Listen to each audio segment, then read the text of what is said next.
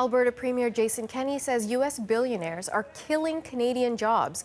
Now, he says they are doing that by funding Canadian environmental groups and protests against the pipelines. Kenney is leveling the charge as he launches an inquiry into what his government calls foreign-funded meddling in Alberta's energy sector. CBC's Rafi Boudjikanian has the details.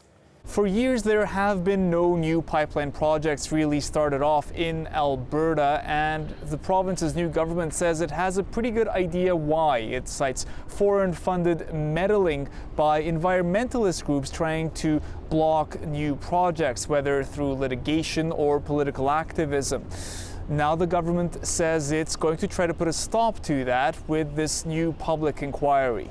For too long, Canadian governments have either stood by and done nothing to defend our interests or have tried to appease those working to damage our economy by capitulating to their demands for policies that have hurt our industry and killed Canadian jobs. The government says the inquiry is designed to follow paper and money trails and figure out who's paying who and who's doing what with that cash. Now, Premier Kenney is also suggesting that the government of Alberta could sue some of these actors, though he recognizes that could be challenging given that some of the activists may be outside of Alberta or even outside of Canada.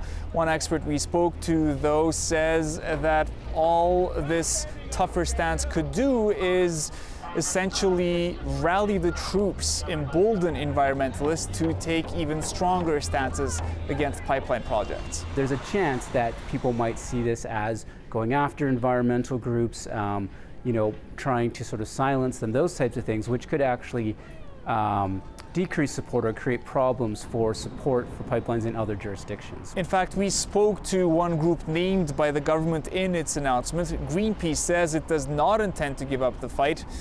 The public inquiry is set to produce a report in 1 year from now. Rafi Boudjikanian, CBC News, Edmonton.